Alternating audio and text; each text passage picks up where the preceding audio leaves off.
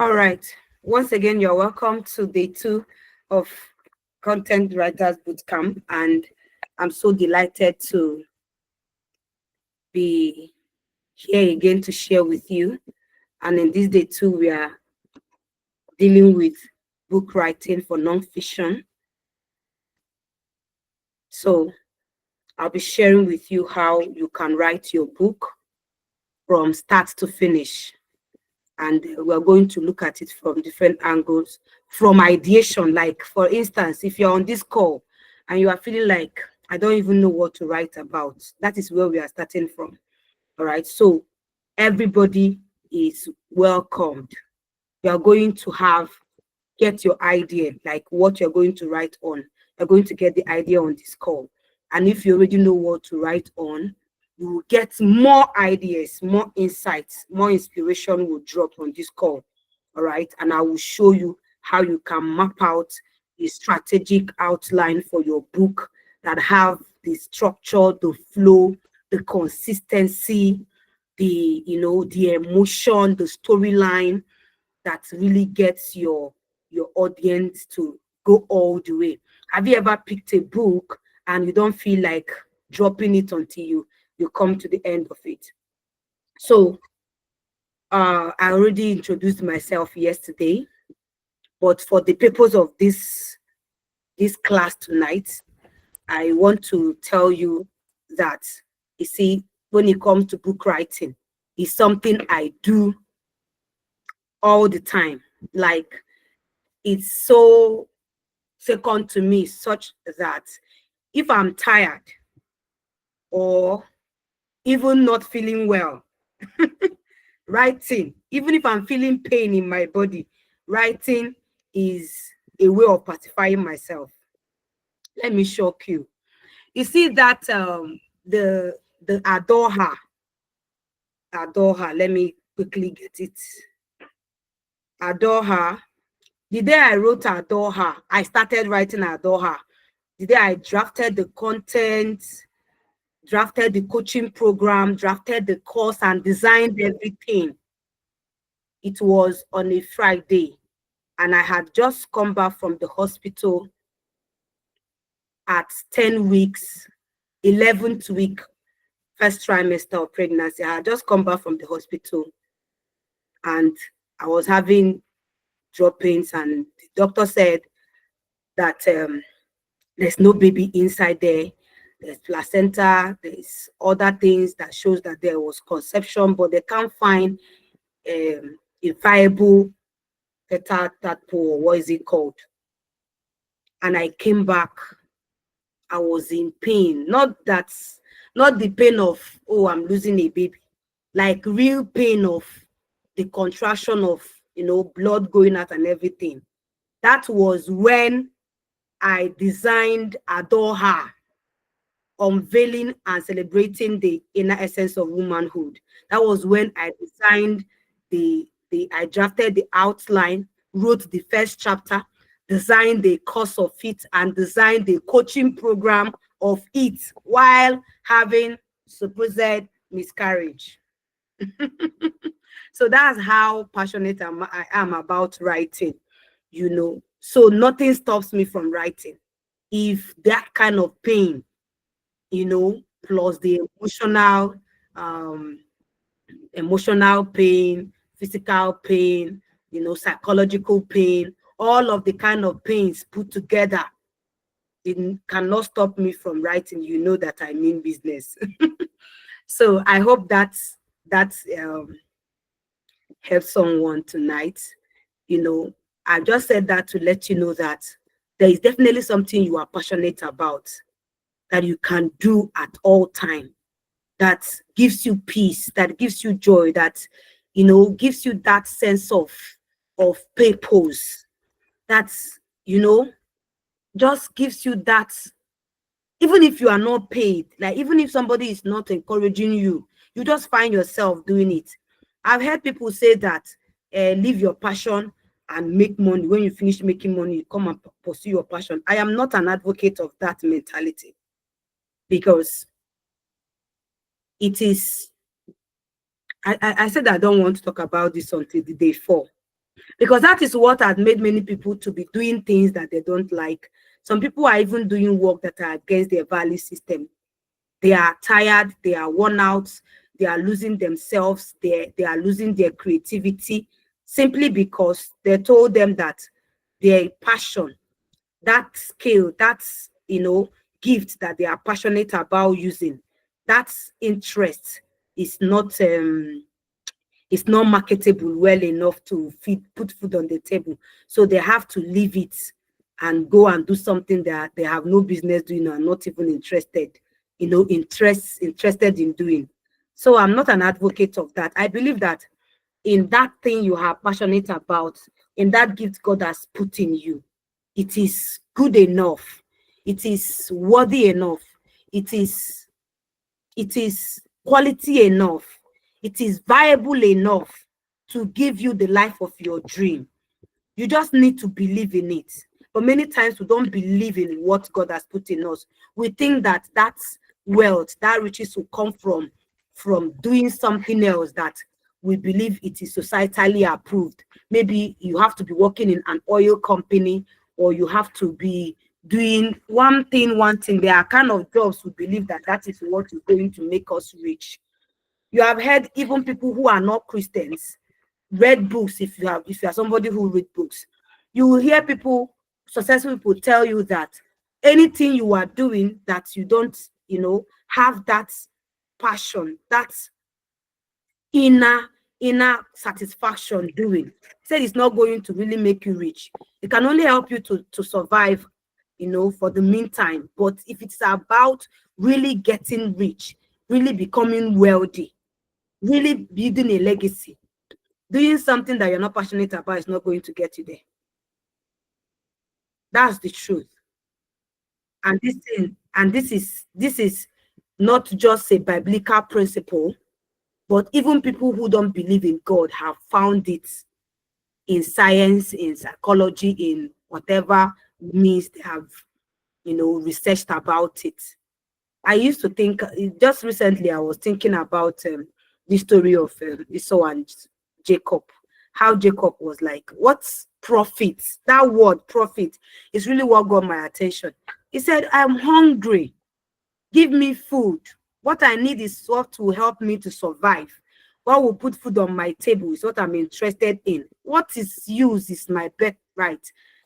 The phrase he used was, what profits is my birthright when I am starving, when I am dying of hunger, and that is exactly what we do today. Many people, I said, what use is my passion? What use is this skill? What use is this interest? What is with this gift? I know I have gift in this thing, but what use is it when I am not earning from it? Instead of sitting back to dig deep, even though you are doing something for the meantime, but never losing sight of that passion, that interest, that gift, that potential you have, to say, how can I make this work?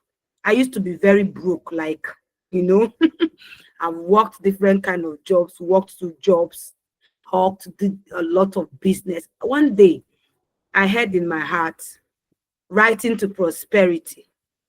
I thought maybe it's another book title. I actually wrote it down as a book title. But over time, I realized that it was not merely a book title. I could author a book on it. But God was telling me that, you see, this interest in writing, this passion for writing, that is what you will use to break into wealth. And what I have seen is nothing to compare to what God has in stock. I'm saying this to encourage somebody. Yours may not be writing, as it were, to focus on. Writing may be something by the side, a tool that you are going to use. But there is something God has put in your heart. There is something you should be doing as a matter of life assignment, as a matter of purpose, as a matter of something that you are passionate about. But your discouragement is that, it doesn't put food on your table. It doesn't answer to your immediate need. I'm here to let you know that God cannot leave you without a witness. If your creator has put something in your heart that you feel drawn to, believe in it, that you can leverage on it and live the life of your dream. And I will leave it at that. All right. So I've authored 13 books. That is beside worksheets, that I use for my coaching programs and classes like this. I mean, full books. My first book is My Story of Restoration. My second book is Battle for Her Seed. My third book is The Art of Living Intentionally. I have Wisdom of the Ant. I have Pressure Your Potential, The Mother I Am Becoming, and that long list. So I'm telling you that you can write books that you can use to make a difference in the life of people and earn passive income. All right. So of all the jobs, of all the employments, of all the multiple jobs, do this one during the day, do this one in the evening. As an educator, I go teach in the classroom. I have home lessons here and there. All of them put together. None of them has, like, I have earned, say, 3 years, annual salary. The last job I did, I can earn my annual salary 3 times in one project, So, and that is because I told myself I believe in this thing and I'm going to make it work. And I'm saying this to tell somebody that if you feel like writing is your thing, then don't think that people who write are broke. You just need to find out how. All right. So that is by the way. So now we are going right into the objective of this class is to break down the seemingly overwhelming process of writing nonfiction book into manageable steps that anyone can follow. All right. So we'll be understanding what nonfiction books are all about, finding your compelling book idea, which is the main exercise we are going to do in the next few minutes. Then clarity on your book goal and audience, targeting and unique value proposition, crafting your compelling book title, subtitle, and summary. I'll be using one of my book as a case study. All right. Then crafting your book structure. I'll be using one of the projects we have done, the sexually intelligent teenager, as a case study. And then writing with your goal in mind, the hack to clear communication and consistency in your voice and message. All right. And each of them will have a case study on that. Okay. So I will share with you, before we go into that exercise, I will share with you my general principle of writing a masterpiece when it comes to nonfiction. All right. So nonfiction books comprises books that has to do with. Don't forget to record. No, we are on record. Are we not? I can see the icon here. This meeting is being recorded. Can you view it from your end, everyone? We are on record, sis. Okay. Yes, we are on record.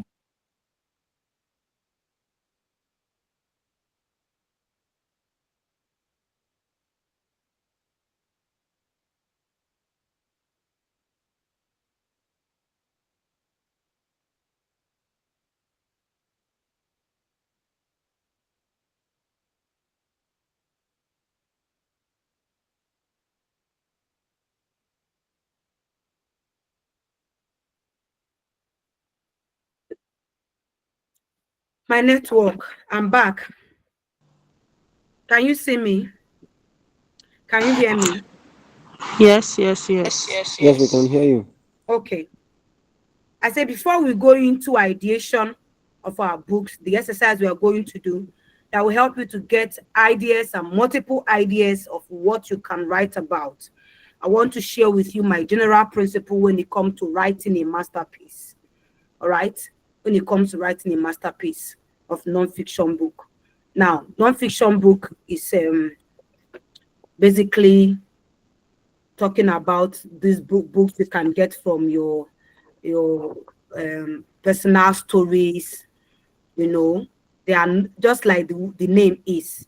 It is not fiction, you know, inspiration, observation, your personal experiences, lessons you've learned, communicating your skill, communicating your expertise, educating people in real time, and all of that. So um, defining nonfiction is not a big deal. You can Google it.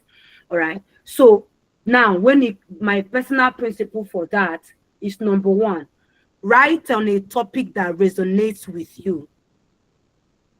That is my first principle. If you must write a masterpiece when it comes to nonfiction, write on a topic that resonates with you. It could be out of passion, your experience, your expertise, your discovery, your interests, your an identified need, a need you have identified, depending on market demand. Like you can actually research and find out a need and write about it. For example, I have a course on early childhood development, and I have several what do we call it, checklists on different skills, 12 fundamental skills every child should develop before they reach or exceed their formative years, which is between 0 to 7 years. What made me to do that was my passion, my interest on helping my children to be at their best. And that was how I started researching about child psychology, child development, this and that. It's not as if that's what I studied in school. And with that interest, I was able to gather lots of resources that I could create a course on it. So these are ways you could get ideas. Now, like I said yesterday, I will repeat it again. The second principle that you need to put in place for you to write a masterpiece is write for a people. I will not dwell on that because we have talked about it yesterday. The third principle is write in the language of your target audience. Please write. The fourth principle is speak to your audience as an audience of one. I need you to listen carefully. Speak to your audience as an audience of one. Don't talk like you are talking to everybody, some general, the public, or known individual, or known group of people. So that is why if we are writing for example, I'm going to show you with Adoha, you use personal pronouns. Like when the person is reading it, the person is seeing you, rather than saying she or he or them, So when you are speaking to your audience in writing, you use your single person pronoun. Write for an audience of one. Assume that you are talking to one child. If the book is for a child, assume you are talking to that one child. When that child is reading it, let the child feel like, a mentor, a counselor, a mother, a father, a brother, a sister is talking to him or her directly. Let it not be like he's talking to somebody else by my side or my classmate. All right. If you are writing for a particular audience, talk to that one person. Just like the way when you are writing a copy, if you will not say, what example will I use now? For example, some of you who came in through Facebook ad or Instagram ad that we did for this program, and you heard me say, are you someone who feels like there is more to your story? I didn't say, are you part of the people who thinks that there is more to their story? There's nothing connecting about it. There's nothing, resonating about it. You are hearing yourself. You feel like, you put yourself into it. That's what I mean by speak to an audience of one. All right? Speak to an audience of one. Don't preach to a congregation that you don't know. All right? So that every of that your target audience who picks that book and is reading it, that reader will take it personal. This person is talking to me. All right? Now, my fifth principle, is follow a sequential dependent order. in your structuring. I'll repeat that. Follow a sequential dependent order in your structuring. That is, the preceding chapter depends or flows from the previous. And I'm going to show you with a book. All right. So I just want you to note these things so that when we begin to take case studies, you will, find the applicability. And then when you are doing your own, you will remember. And when you look at your notes while you are writing, it will guide you. If you are not writing, I don't know what else to do for you, because I took my time to write these things. Time, I would have put it in a slide, but it's okay. Let's just go. All right. So I said, follow a sequential dependent order in your structuring. Let the preceding chapter, that is the chapter that will come next, depend and flow from the previous. This is my personal principle. This is something I have discovered. I have, applied. Like, I wrote it with my hand. I was not browsing when I was writing it. I just asked myself, if somebody asks you, how do you write these beautiful books that people talk about? This is it. This is me. This is my insight. All right. So number 6 is integrate corresponding storytelling to illustrate your point. That is my principle number 6. Integrate corresponding storytelling to illustrate your points. When you are writing that book, when you are writing that particular chapter, don't just write it dry and advise your audience. Integrate storytelling that will drive home the point. Even if the person forgets the definition of sexual intelligence, the person will remember how assertive that teenage girl was when her classmates tried to intimidate her for not, they will remember. So when they are in certain situations, they will, Lord Jesus, a moment, please. Let me plug my PC. And there's light here. Just a moment. They will remember the story you told when you were, talking about that topic. All right. We are good to go. All right. So my seventh principle is focus on solving one problem at a time. Focus on solving one problem at a time. I have a book, just a resource that I call Reasons Why You Have Not Authored That Book. And some of you who know me before now must have seen some slides I share, 6 of it and all of that. But I have it up to 30. Overwhelmed, overanalyzing, no clarity, and all of that. One of the reasons why some of us have not written that book is because you want to overload it with all the content you have, like all the ideas in your head. You want to finally compile it into one book. You want to talk about everything. You don't even know which one and which you want to write. So you want to combine all the content overload, until we don't know what the book is about. If we ask you what exactly is your objective for this writing in one sentence, you will take an hour to explain, So focus on solving one problem at a time. Mrs. Clara is on call, and she is from South Africa, a woman who has done online business for years, selling on Take a Lot Marketplace, something, a platform just like we could have our Jumia and the Konga, Amazon, for Nigerians and other people too. We are different marketplace. All right. So I remember working with her, I think 2 years ago, on her first book, which she wrote. The title is How to Start and Scale Your Online Business, something like that. She basically, the goal was to help beginners to start their online business. So how can you start your online business? She shared her lessons, how she sources for product, how she writes her product description, her marketing strategy, and all of that. So can you just focus on one problem? Don't try to solve the problem of somebody help me make a list.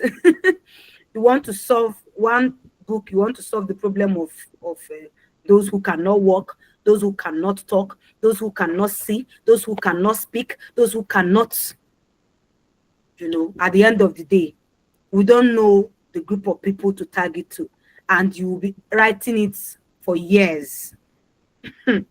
This year will not be enough for you to write it. Next year, you are still on it. 2 years to come, it is still a project. No. All right.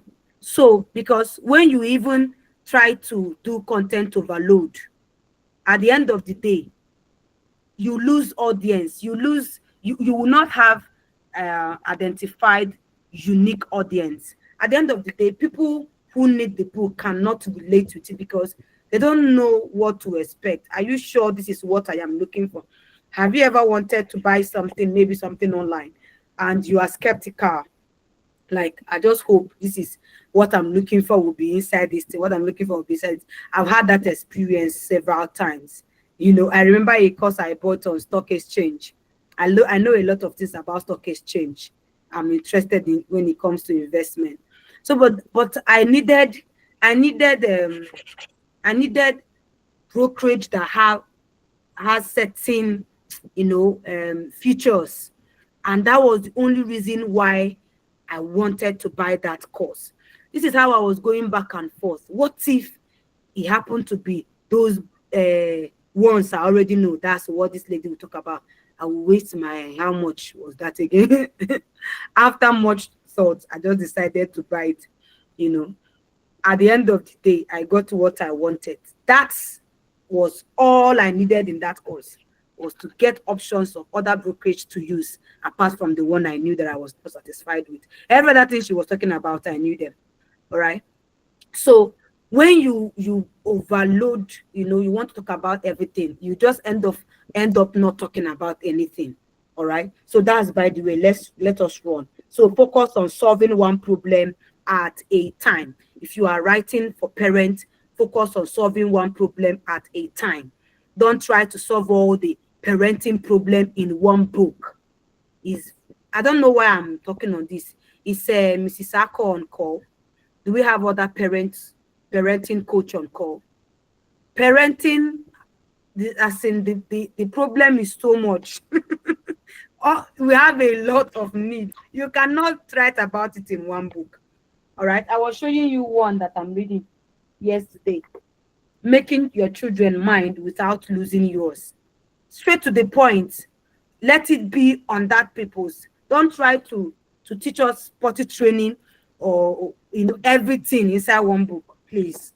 All right. So that is what it takes to write a masterpiece. Yes, that is what it takes to write a masterpiece, so that when somebody picked that your book, it solves a unique problem. Person will just go straight to the point. Yes, bam, bam, bam, and that is it. Write 3 books solving specific problem. Try to write one book that has 1,000 pages that want to talk about everything. Especially in our world today, when people don't have time, they don't even want to read big books. Those days has gone when we have big books like this. Can you see this book? The name is Lineage of Grace by France Rivers. Lineage of Grace. It combines stories that capture Tamar, Rahab, Ruth, Bathsheba, and Mary. 5 unlikely women who changed eternity. I like this woman's books, this author's books. All right. And it's very big. See, it's big. When it comes to our world today, technology, ebooks, you can't write book that is big like this. Nobody will even answer you. Right. So that's, by the way. All right. So smaller books, 150 pages, 200 pages, and you just solve a problem. Even less than 100 pages, even 30 pages, 25 pages books that solve one problem. People will buy it and thank you. I stumbled on one lady's video on YouTube. who was talking about how she have made thousands of dollars selling one ebook that she wrote in one day, and the book is 25 pages. You know, teaching how to start your, is it, Kai, is it clothing business, or is it event planning, something like that, either clothing business or event planning. You know, 25 pages books. And this lady has sold it on YouTube, sold it on Amazon, selling it everywhere and making thousands of dollars. And you are sitting on ideas for years. You say you are still working on it since 2020. Okay, congratulations. All right. So somebody is laughing. All right. So for you to be able to craft your to write your masterpiece, pay attention to this, my general principle on writing masterpiece on nonfiction. A quick recap: write on a topic that resonates with you, write for a people, write in the language of your target audience, speak to an audience of one. All right, follow a sequential dependent order in your structuring, so that such that the preceding chapter is dependent and flows from the previous. Integrate corresponding storytelling to illustrate your point. And lastly, focus on solving one problem at a time. All right, so having said that, now I will share my screen and show you something, and then we'll do our first exercise, ideation. Your book writing ideation worksheet, where you'll be writing in your note, answering those questions sincerely, and deriving insight on problem you could solve for others. Let me know when you begin to see my screen.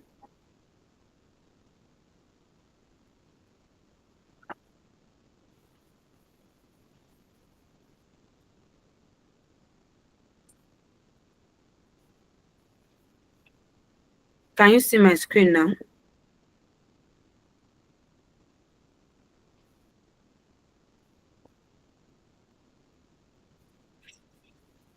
Can you see my screen?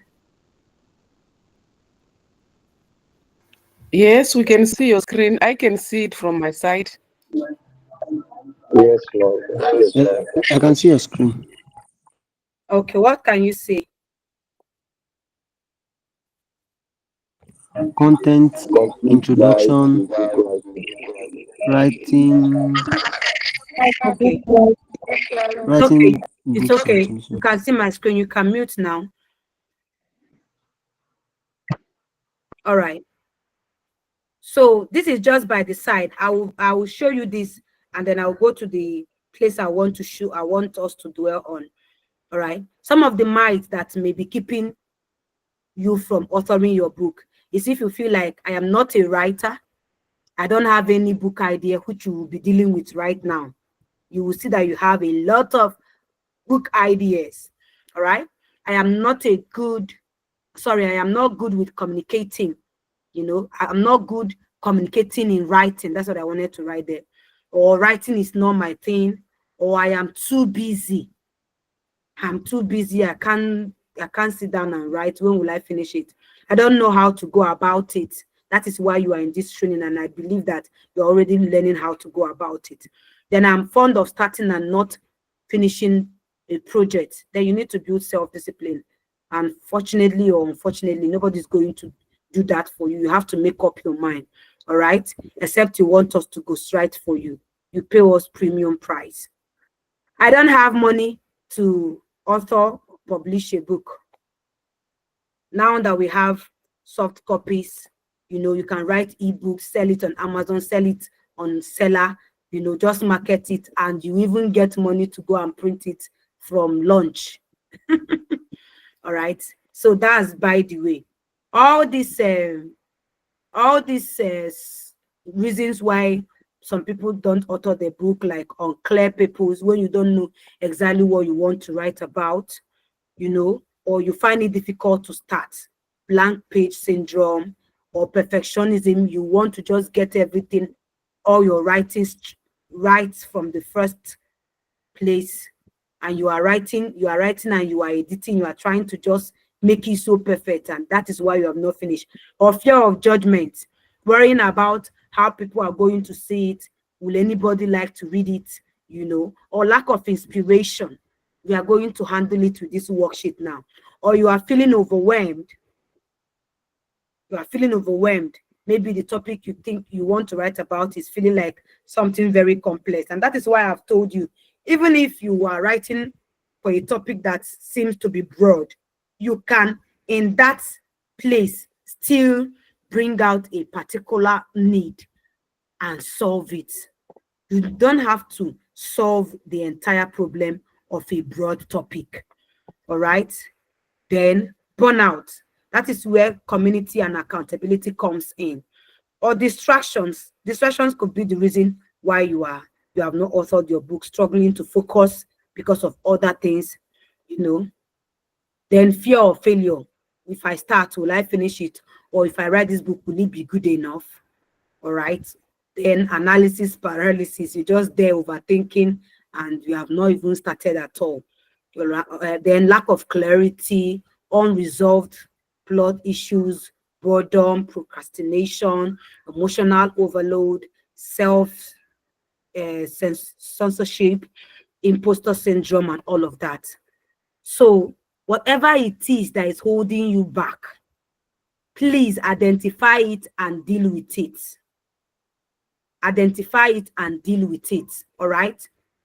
Now, how to get your book idea? That is the exercise you are going to do now. I'm going to tell you how, then I'll start asking all the questions and you will be answering it in your book.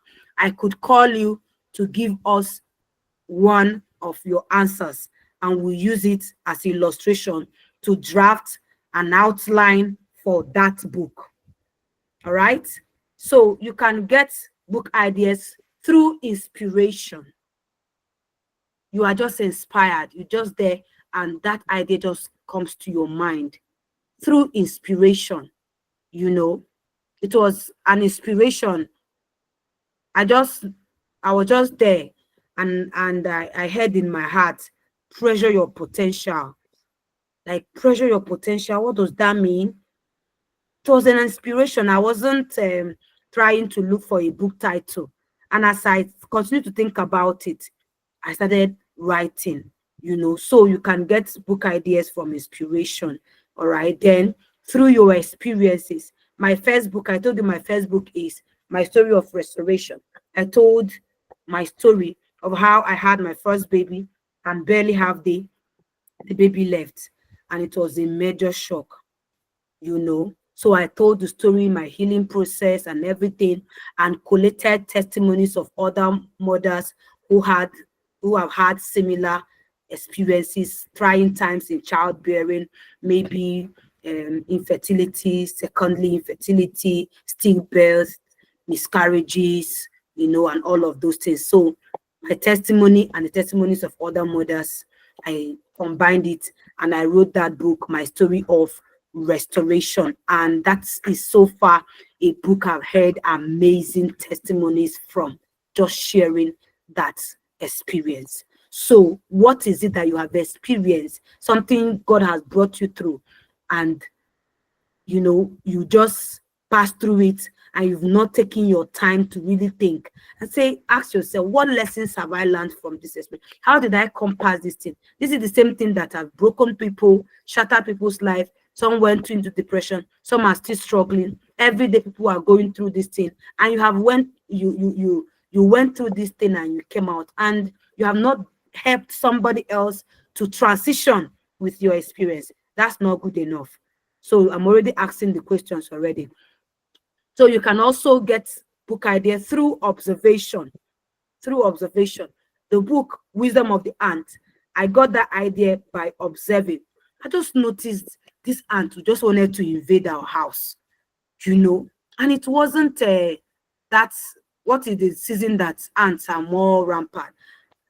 As I kept on observing the ants, the way they were moving in the colony and all of that, and I remembered the scripture.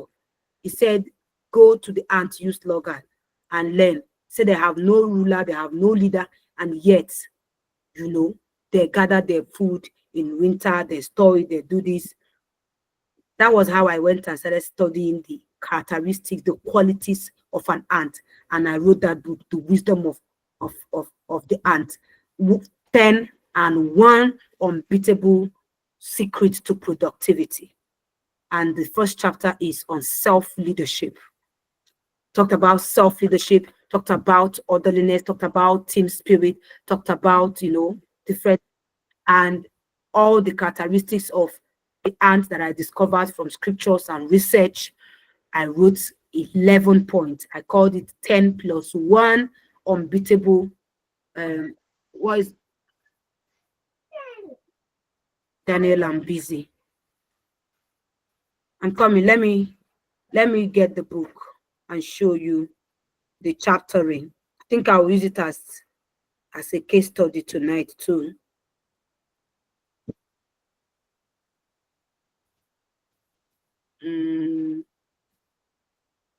Are you still with me?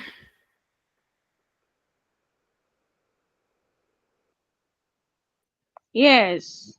All right. So this is the book, 10 plus 1 Undisputable Secrets to Unleash Your Potential. That is the book, Wisdom of the Ant. It was from observation. It was just sitting outside and looking at how ants were moving. That was how this book came about. All right. So we have self-leadership, strategic planning, social intelligence. I've even reviewed this book. I've been interviewed on this book on a radio station at Ibadan, virtually. So we have self-leadership, strategic planning, social intelligence, time management and timeliness, team spirit and unity, orderliness, disciplined, goal-oriented, resilient and determined, hard work, and the focal point. That focal point is the God factor, all right, to make the balance of 1 plus 10 plus 1 undisputable secret to unleash your potential, a product of observation, an idea that came from observation, and the observation transitioned into an inspiration, and that was how the book came about. So you can get book ideas through meditation, can get book ideas through research. I told you I was just interested in researching about early childhood development, you know, simply because I wanted to be the best I can be as a mother. And from that, I developed checklists, developed a full course, you know, developed content for 12 skills. All right. So if you're a young mom like me, you may want to get that course. 12 fundamental skills your child should be grounded in before he or she turns 7. All right. We have play skills, social skills, sensory processing skills, self-help skills, psychomotor domain, executive functioning, organizational skill, and then hand control, pre-writing skill, pre-reading skill, and all of that. So as somebody who have done home schooling for years, both for other people and for my own children, you know, I've got result and proof that little children can really learn, you know, and I'm so excited when I hear my 4 years old reading fluently. It's a product of foundation. All right. So that is by the way.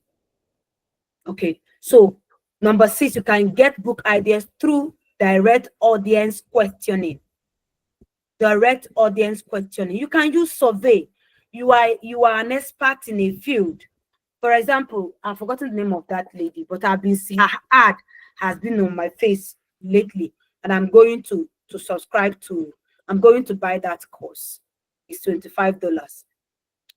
How she came about all those courses were questions she asked her people in her email list. You know, what do you want to know about building your business? What are you struggling about building your online business, your coaching business? And people were saying, is this one? I want to know about this. And she collected those questions and answered them by using them to create courses. So you are an expert in a field, you know, you have your course of study. Maybe I have my Mary here. a nutritionist, you can come to the community of women. See, my community is there. Zoe Model Mom in Pa. Ask them, what is it that puzzles you when it comes to cooking, giving your family healthy meal? What exactly is the challenge you are having? Are you really somebody who is interested in feeding your family healthy food? If yes, what is the challenge you've been facing? You will start hearing women say, okay, I think healthy food are expensive. This one, you will be able to see myths, or literally lies that we have believed as mothers. That's why we are feeding our children junks. If I tell you in the past 2-3 years, let me just say 2 years, that I have not bought Indomie, but let me say, when sometimes it was looking at other children, that my children started seeing Indomie, and they'll come home and say, Mommy, Indomie. If it's for me, they will not sell, So that's by the way. And some parents just like John's processed food. I say, so but you will eat. It's our native food. You are going to eat. I prefer those things. So by the time you design an intelligent questionnaire, by the time you design an intelligent questionnaire, my Mary, and send to mothers' communities, sign it and give to me. I will post it in Zoe Model Mom Impact. You will hear questions, things mothers are struggling about. And as a nutritionist, you will be able to answer those questions. Frequently asked questions so will form a masterpiece. You are a special need therapist, or you are a digital marketer. Ask business owners, what are you struggling with? Where is your business right now? What is it that you need? You think that is what will take you to the next level in your business. What is the pressing need in your business? You will start hearing, I don't know how to make sales. Okay, this and this and that. And by answering those questions, you have created a masterpiece. Creating a masterpiece is about solving problems. All right? So whatever industry you are, so you can use survey, direct observation, or direct audience questioning to get ideas to write about. All right? So then through reading, yes, through reading. One of my books, The Mother I Am Becoming, was through reading another parenting book. I'm trying to remember that book now. Let me go to that book. Let me go to the book and find the where the inspiration came from, because I mentioned it in my introduction to acknowledge the author that I read their book and I got inspired. So this is the draft of the book. This one doesn't have cover. This is not the one online. All right, this is just my manuscripts here. All right, so the book content, The Mother I Am Becoming. I have chapter 1 here, self-discovery, modeling in parenting, why genuine modeling is so impactful in parenting, conscious and intentional mother, the pursuit of balance, being an affirmative mom, affirming mother, being a patient mother, being an attentive mother, being a visionary mother, being a connected mother, being a celebratory mother, being an authentic mother, being a comforting mother, being an insightful mother, and being a praying mother. So let me look for the inspiration. I mentioned that author, The Man and the Wife, the book I was reading that inspired me to write this book. Where it should be in the introduction.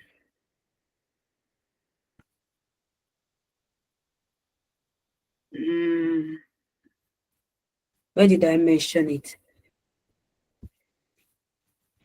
So the bottom line is that by virtue of reading, if you are somebody who is given to reading,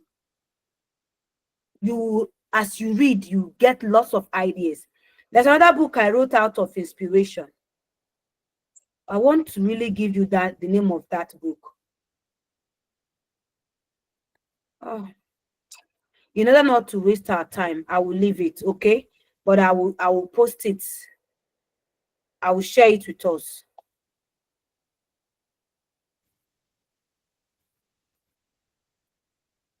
Let's get back to where we were. Can you still see my screen? Are we still together? Yes, we can. Yes, ma'am. All right. So that book, Yes. The Book I Am Becoming, the inspiration for that book came while reading another book in parenting. I have another book, Parenting Wisdom Series. Parenting Wisdom Series.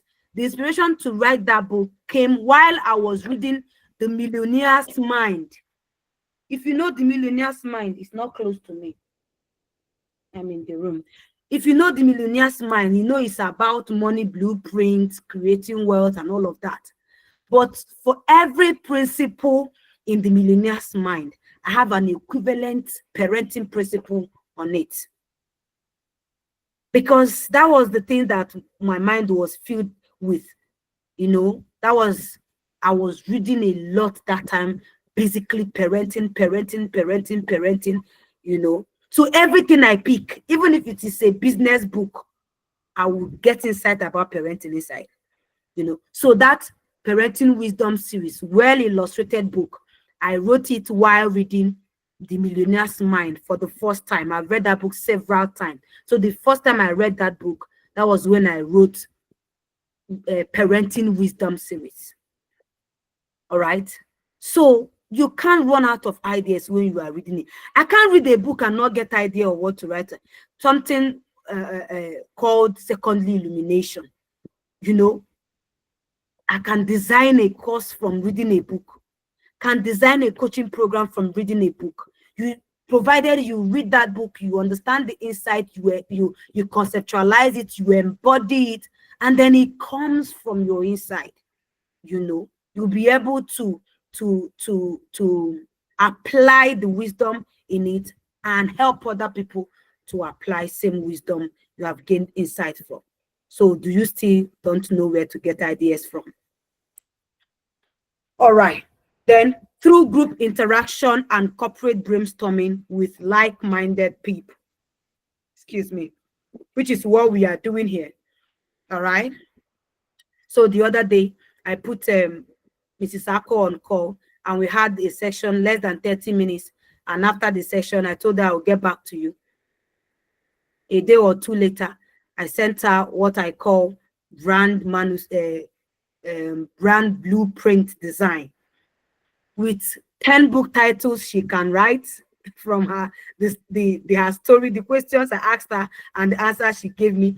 I listed 10 books she can write, 10 courses she can create, coaching programs she can design. She was like, wow, you are meant for this, you know. So you can get ideas from corporate, from conversation, brainstorming together. You just like I said earlier, you can ask questions if you are in communities, you know. You can ask questions. For example, ask question, maybe you are in line of business or in line of digital marketing. You ask business people, what problem are you going through, what topic, you know. Or if you are into relationship coaching. Do I have my Mary on call? Mrs. Lola, are you on call? Yes, I'm here. You get young people, young ladies, and ask them what they would like to know about choosing a life partner. You go and ask married women, what are those things you wished you knew before you got married? And who will tell you, I wish I knew this, I wish I knew this, I wish I knew this. By the time you gather all those information, you turn it into a masterpiece and answer those questions and use it to go and prepare young ladies who are not yet married, so that they don't need to come and be wishing they knew. Oh my God.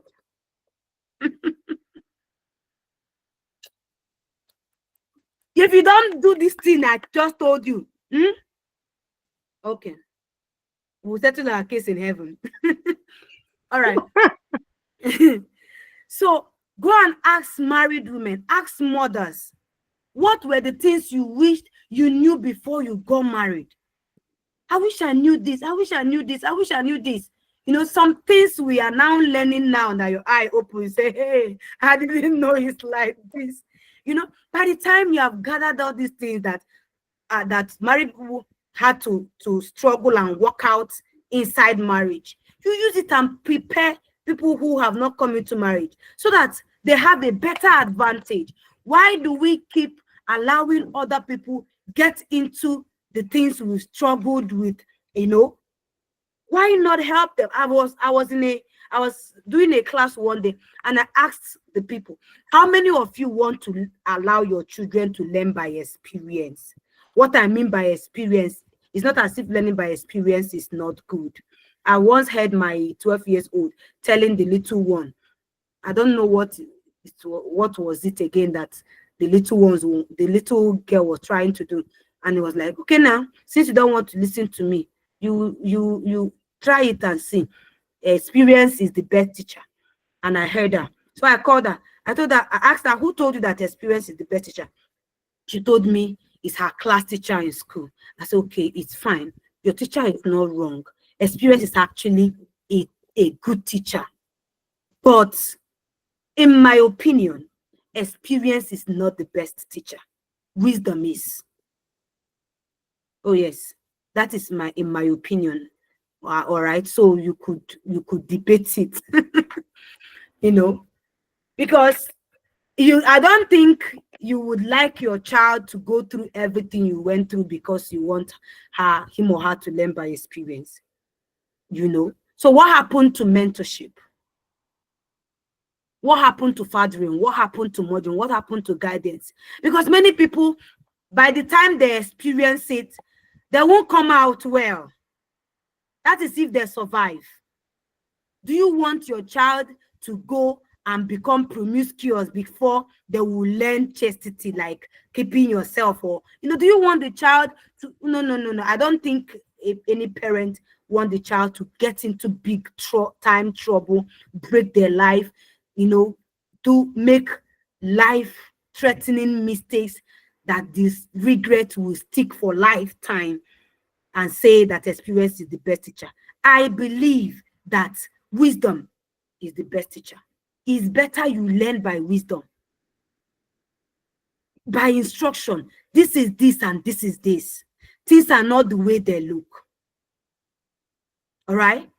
Virtue, value. The story I mentioned yesterday that our lecturer was telling us that he used in illustrating professional ethics. You know, ethics, professional ethics is just one of ethics. We have business ethics. We have parenting ethics. We have all kinds of ethics. All right. So the story was that two lovers, a man and a woman, is a fictional story, because if I tell you now, you may have a lot of questions. Don't ask me. I don't have answer to them. I didn't write it. All right. So it's a fictional, it's a fiction. They were so poor, so poor, you know, they couldn't even afford to get married. And then the guy was sick in another part of the community, that there was a river boundary between her and the girl. So when the lady learned about the illness of her lover, she wanted to cross over to go and take care of him, to go and check on him, but she didn't have money to cross. And the canoe people say she has to pay for them to cross her, and she couldn't afford to pay. The next option was let her sleep with the canoe man, and then it can now cross her. After much thought, in her own ideology, her own perspective, sacrifice was more important than virtue. She was going to make sacrifice for the one she loved, so she gave in, slept with the canoe man, and crossed over to go and nurse her lover, which she did. When she arrived there, the guy was almost at the point of death. She nursed him, and he recovered. When he recovered, he asked the expected question. How did you get here? And when she finished telling the story, he abandoned her. The marriage did not hold. The love ended. The very thing that made her to sacrifice, not that she was a prostitute, all right? The very thing she sacrificed her chastity for, you know, she lost everything. So for the guy, value, virtue is more important than sacrifice. For the girl, sacrifice was more important than virtue. So the young man preferred that he died than for her to stoop so low.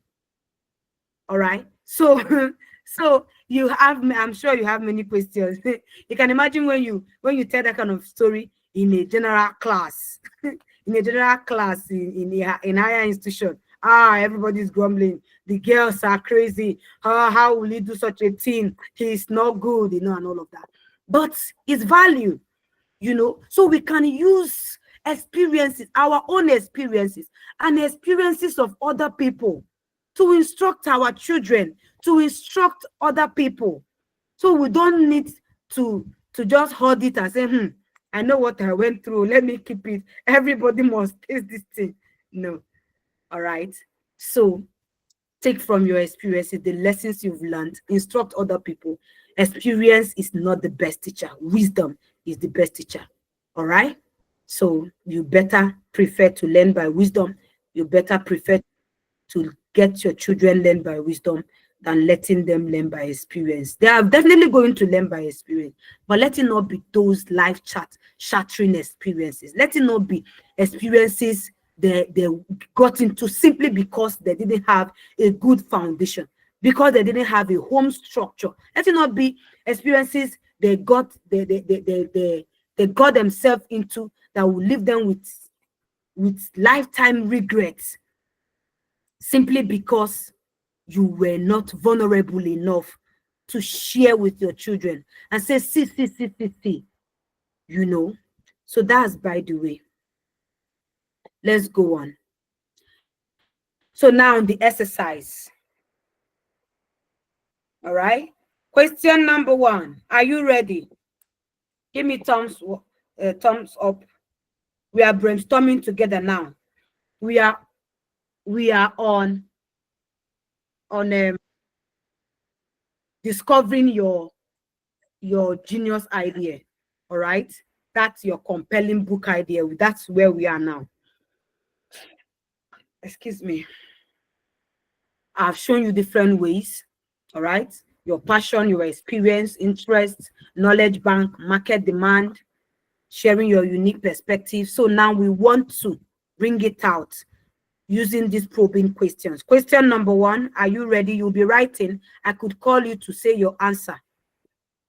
So you're going to think openly with yourself and provide answers to the following self-searching questions. Question number 1, what is the biggest problem you've solved in your life or for someone else? Right. What is the biggest problem you have solved for yourself or for someone else? What is the biggest problem you have ever faced in your life and you've had to deal with, or the biggest problem you have solved for someone? We have to be fast. We are in the second hour already. 1 hour, 18 minutes gone. Because I want us to really have a full book design tonight with somebody's idea. Have you written? If you have written it, you give a thumbs up. Aha. All right. Question number 2. What is the worst difficult time you have faced? The worst difficult time you have ever faced.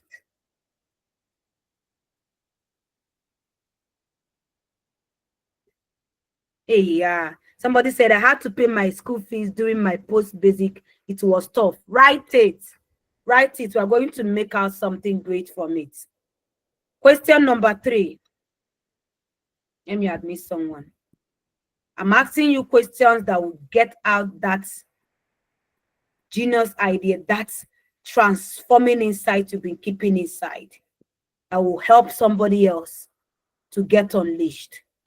Question number 4. What is the experience you will never forget? I have a couple of experiences I will never forget. One of them is watching my mother die before my eyes. It's an experience I will never forget. Question number 3. You omitted number 3. Okay, number 3. Okay. What is the worst transforming life lesson you've learned?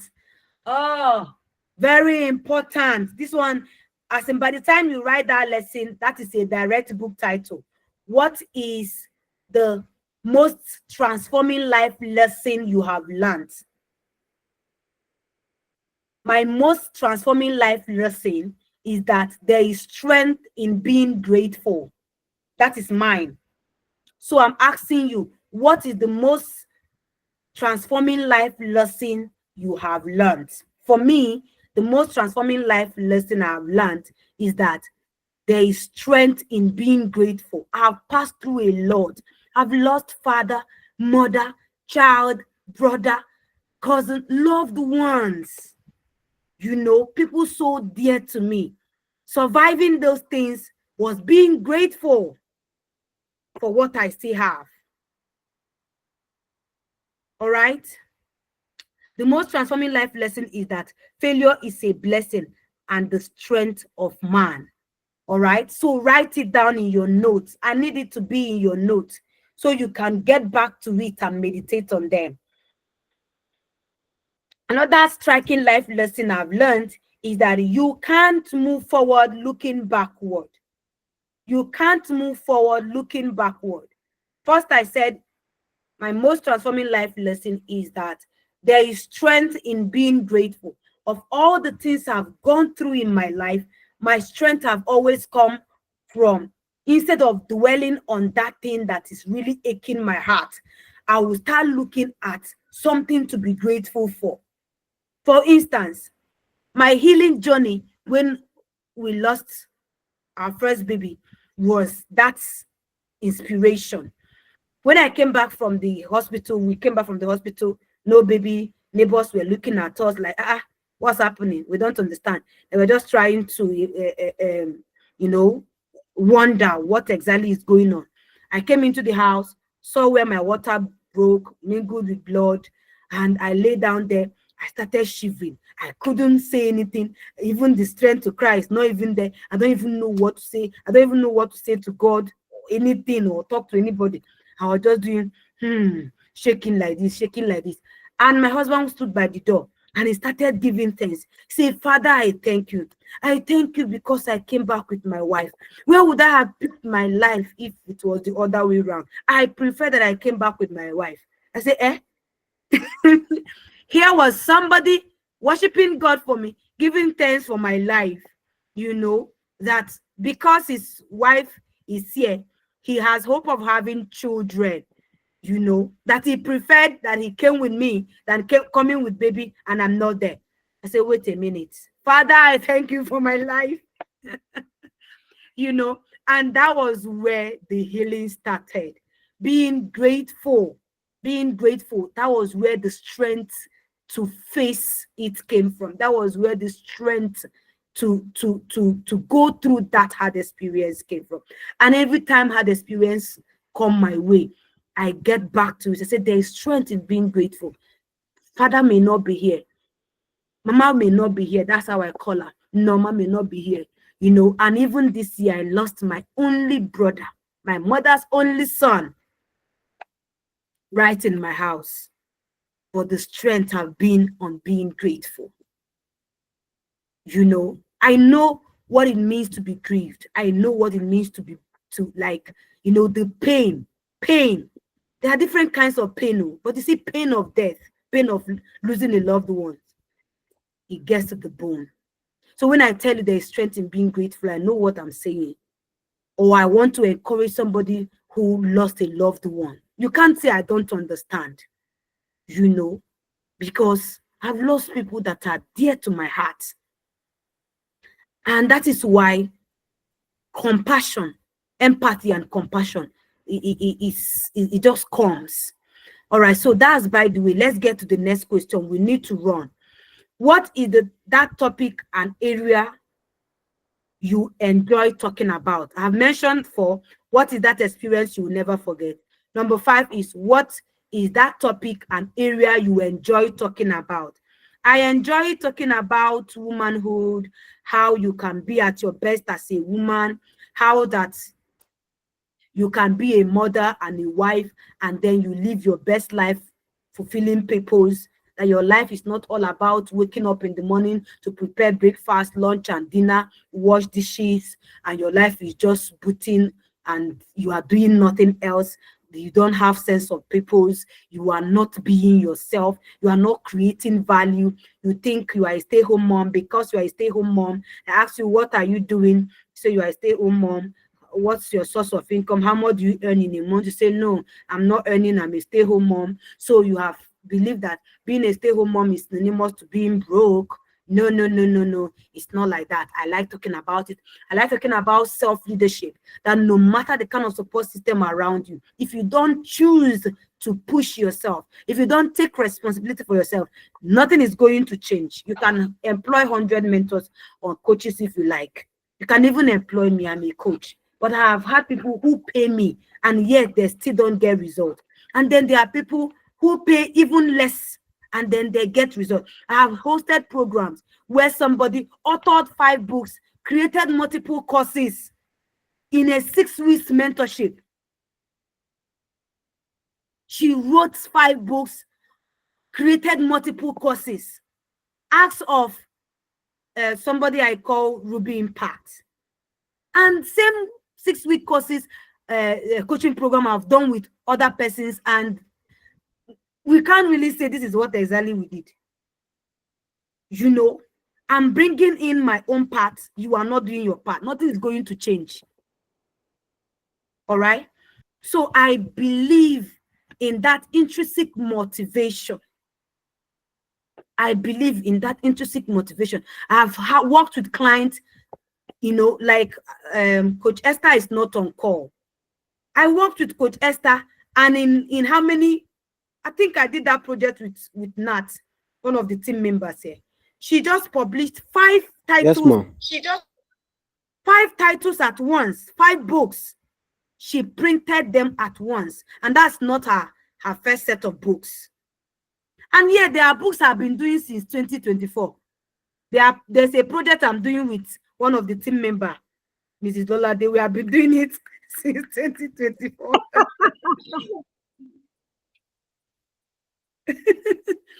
All right. So there are people who pay, they pay, and they will not get serious with the work. You'll be policing them, you'll be chasing them. What are you saying? When are you, you know, and all of that. They'll just be turning you. And not as if it was free, you know. So no matter the support system, somebody's crying. No matter the support system, get all the mentors in the world. Surround yourself with with all the God's general. If you don't make up your mind, nothing is going to change.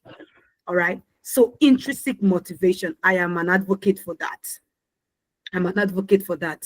All right. So I also like to talk about homeschooling children, giving children basic foundation. I don't like when I see little children, they take them to school from morning till night, a toddler. I don't like it. You know, as much as it depends on you, allow children to be children, you know, before you throw them to the public. You know, I also like to talk about the law, first mention, talking about giving your children the foundation of knowledge they need, the right knowledge they need before they go and start getting those information outside, and it becomes a lot of work for you to debunk lies from their head. So let's get to the next question. Let me not tell you. Number 6, what is the number one question people ask you? Right. Somebody should tell me this. Somebody should unmute and answer. What is the number one question people ask you? You say your name, you introduce yourself, your industry or your niche, and you tell us the frequent question people ask you. Okay, go ahead, Clara Wise. Good evening, everyone. My name is Clara. I'm from South Africa. So the number one question people ask me every time is, how do we sell online? Okay, That's the people most always ask question. me. Yes. Okay, all right. Any other person? I saw 2 hands raised.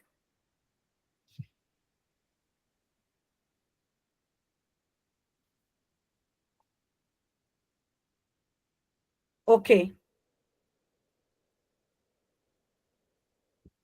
All right. So who want to tell us one of your answers so far? Question 1, question 2 till number 6. Who want to just tell us one of your answer that you want to share with us? Maybe just unmute. Go ahead. Good evening, everyone. You mean all the answers? No, one. Just tell us one. Anyone you choose. So what is the biggest problem in my life that I have solved? Is being resilient from big Who challenges. is speaking? Who is speaking? Okay, my name is Faith. Okay. Yes. Okay, what you answered now is not a problem you have solved. You said the like lesson or virtue you have cultivated through the things you have gone through. You have not said the problem you have solved. So what is the problem you have solved? Being resilient is not a problem you solved. It's a virtue you have cultivated, you have built over time by virtue of what you have gone through. Do you understand?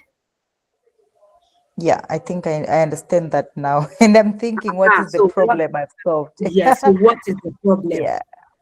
When And I say a problem, for example, the problem of being broke as a stay-home mom. You think because you are a stay-home mom, you're not running out in the morning, there's no other means for you to be earning, or you just have to be at the backside. It's a problem. Do you understand? So I've been able to solve the problem of being a stay-home mom and making money. Do you understand? That's a problem. Let me think through again.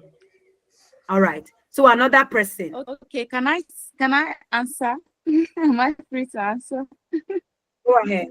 Okay, thank you so much. Say your name. My name is Maureen Inisa.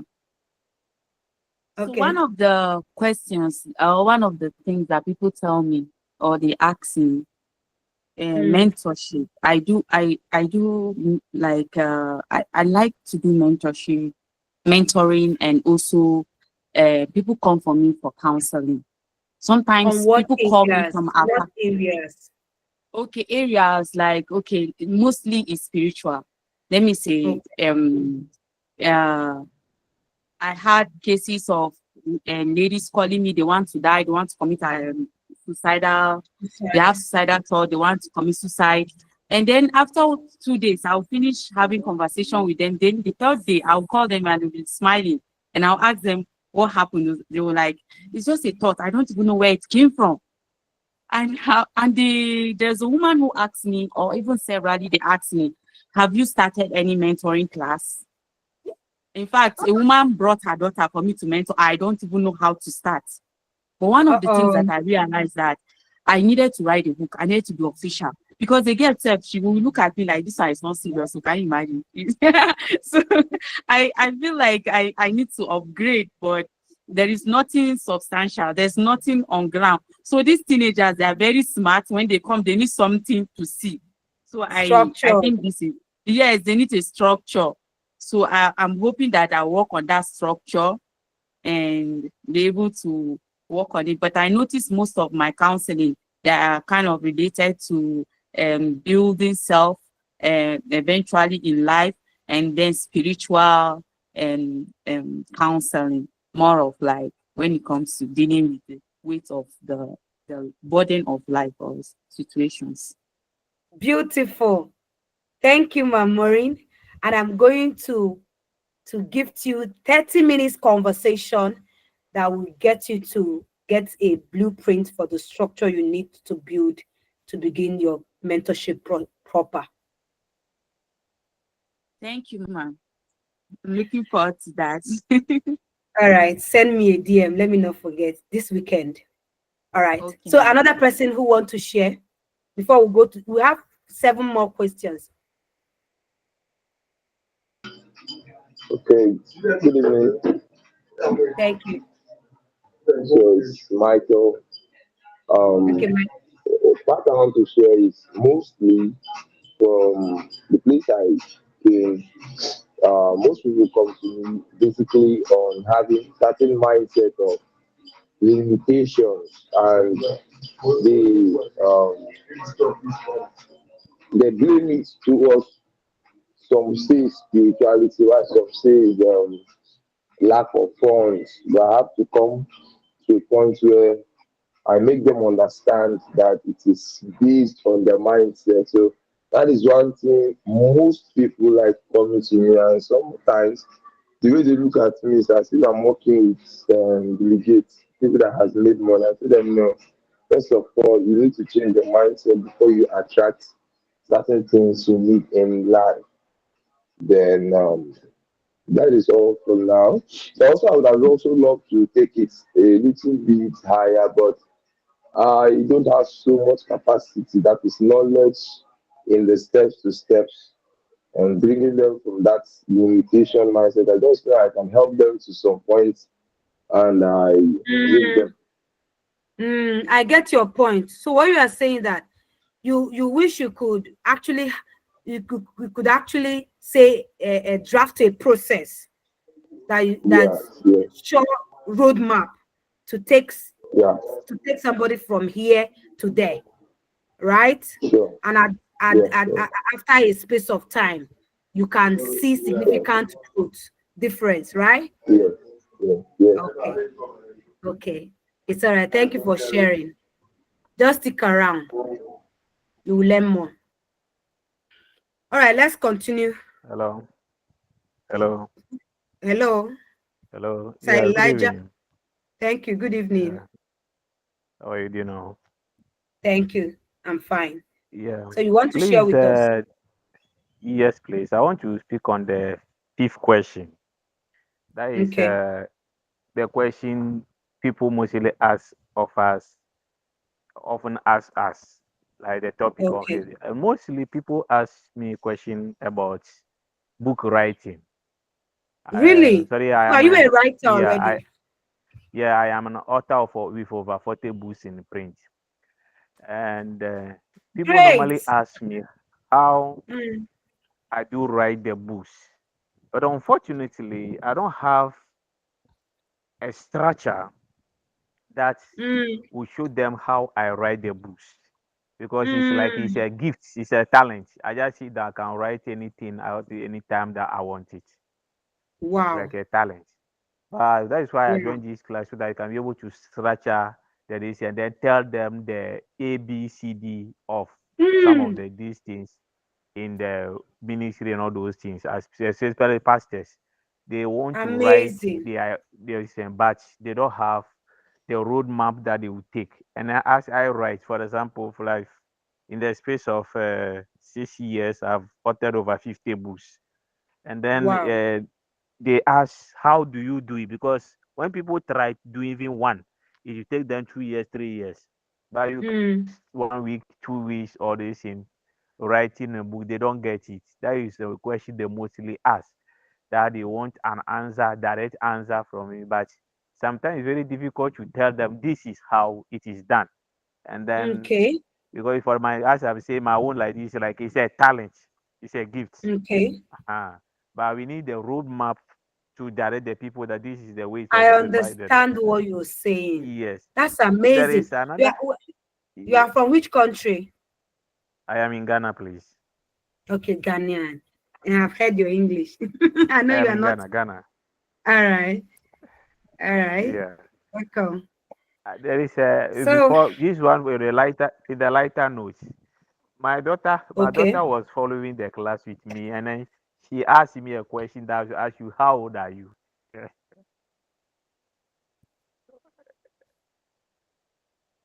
Hello. Okay, I'm with you. Yeah, I said yeah, my daughter was following the class with me, and then looking Mm. at you, and then she asked me that she want to ask you a question that how old are you? So the She other said want me 10 to years tell old. her how old am I? Okay, how old is she? She's 10 years old. So she want me to tell her how old am I? Okay, tell her Yes, please. how old I am in a private call. Okay. I'm shy to say it Uh, here. all right. Thank you very much. All right, thank you so much, Sir Elijah, and Thank that's a you. massive Thank you. win. I hope Yeah. to see more of you. I understand Thank what he's you. saying. When you are doing something and you don't know, I know I used to tell some of my team members when I write for, like do ghost writing services. You just say this is the idea I want to write, and I ask you a few questions, and then I write the book, and you're like, this is exactly what is in my heart. I want to write. I'm wondering, how am I going to teach ghost writing? It's not in this course, and I'm going to actually do that, because I don't know how to explain how you get to speak somebody's language. You are not in the person's heart, but you listen to the person and then you begin to write like that, how that person would write in the person's language and pick the person's thoughts. Like, I'm not a mind reader, but I can't explain that. So I can say it's a gift. Then practice has also helped me to nurture it. How can I teach it? I've asked that question to Mrs. Lolade. I said, sometimes when I do work for clients and I see the before and after of the work, Uncle Nat will call it miracle. I'll be wondering, how did this happen? How did this happen? I will sit back and I'll say, Father, I thank you because this is nothing of me. I'm amazed at myself, like at the outcome, because there was this work I did recently. I kept on coming back to that book. I will listen to it audio. I will read it on. I will read it manually.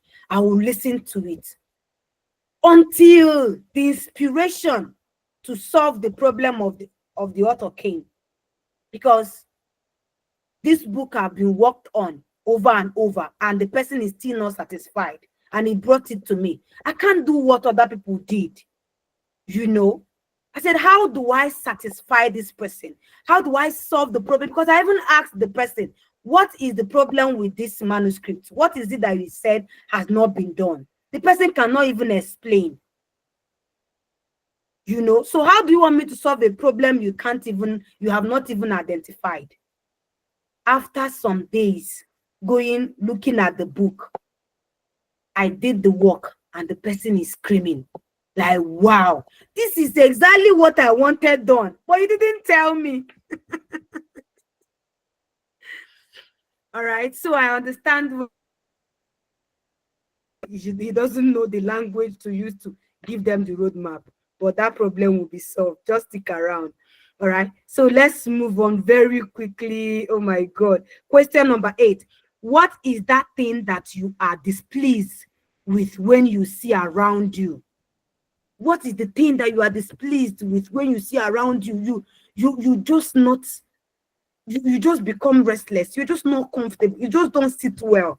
Other people may just be comfortable and say, it's normal. But you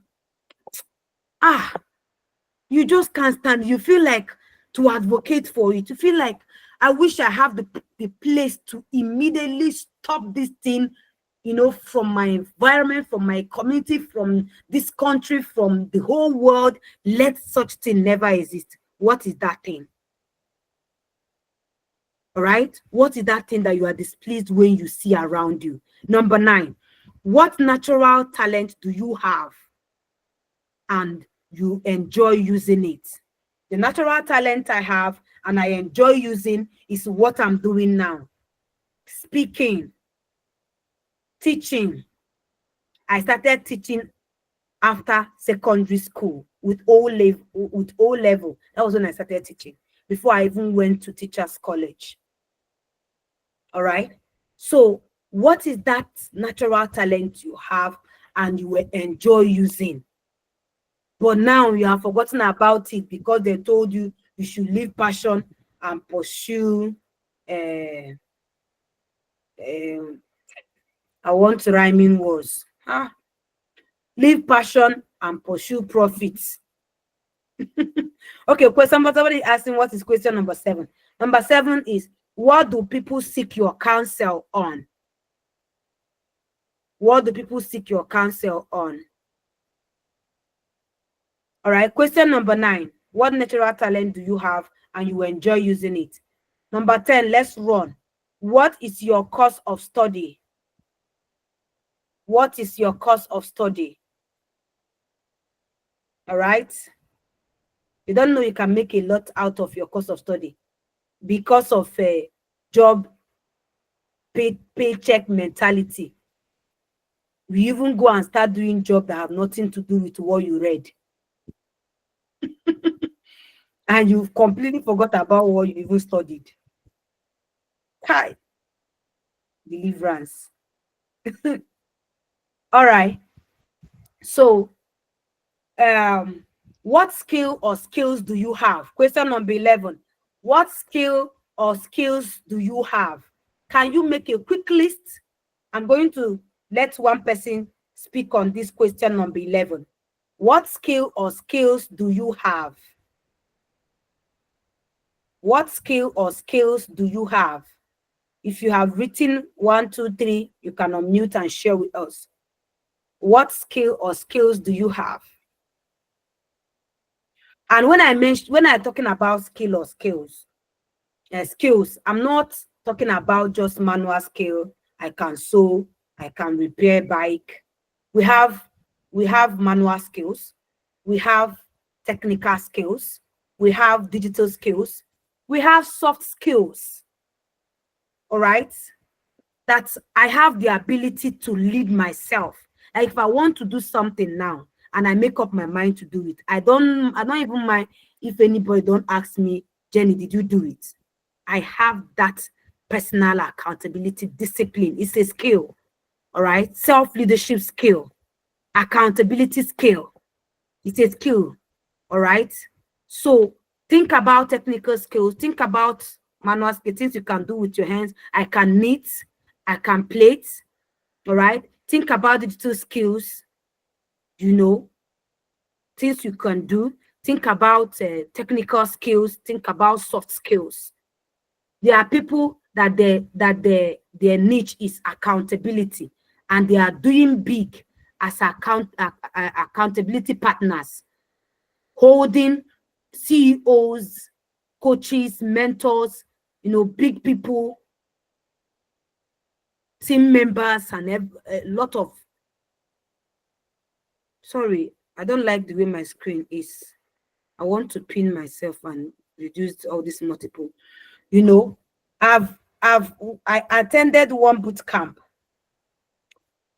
Go Crushers Titans, or Go, I've forgotten the name of the boot camp again. I think that was in the year 2022 or so, held by one sales coach called Coach TK. That was where I met a lady called Coach Naomi. I think she's in Europe. I think she's in Europe right now. She was still in Nigeria then. That lady is an accountability partner. If Coach Naomi want to get you to do something, you even see her in your dream.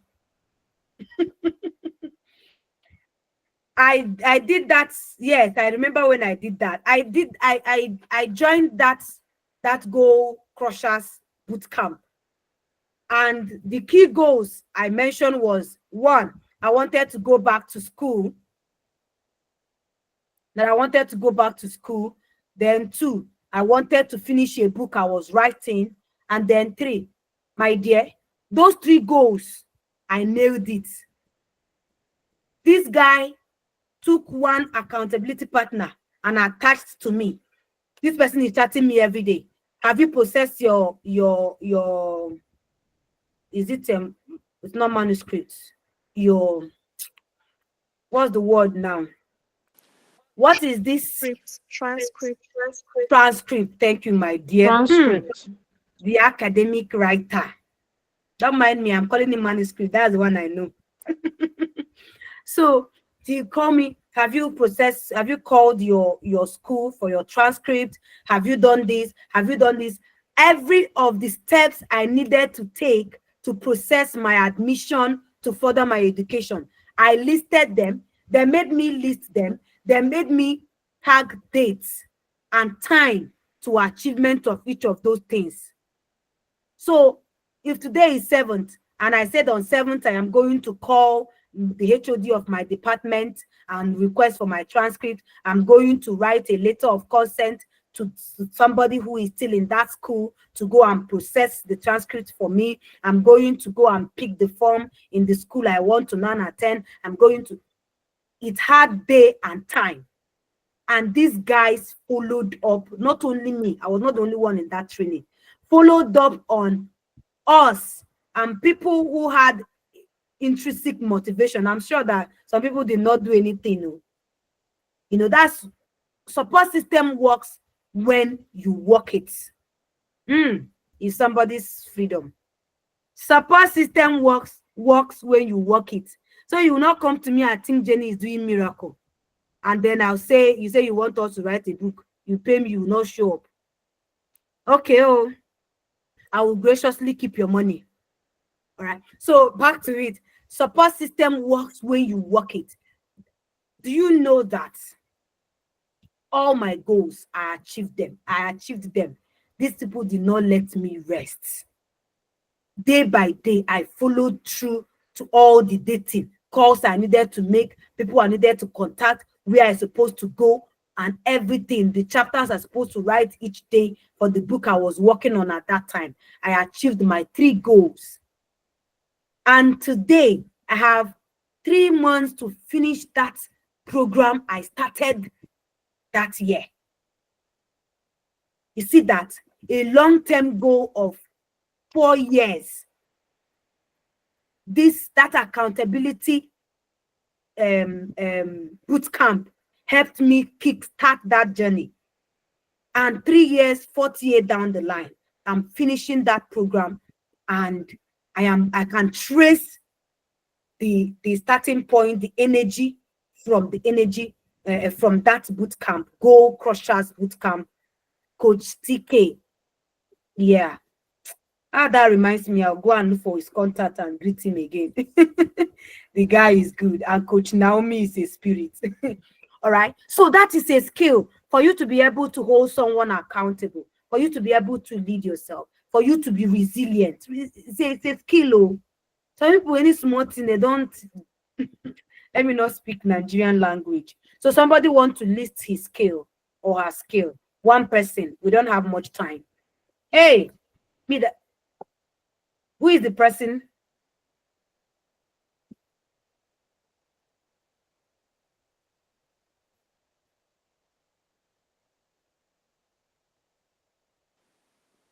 Okay. All right. Good evening, Okay, go ahead. Good evening.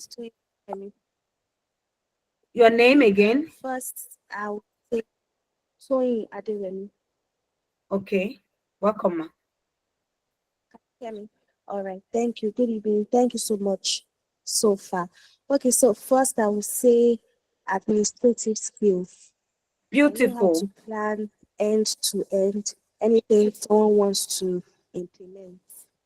Secondly, thank you, ma. Secondly, content writing, especially on WhatsApp status. I know how to carry an audience line by line. You know, when you talked about chapter flowing into a chapter, for me, it was like a WhatsApp slide flowed into the next slide, like that and like that. And you keep the readers hooked.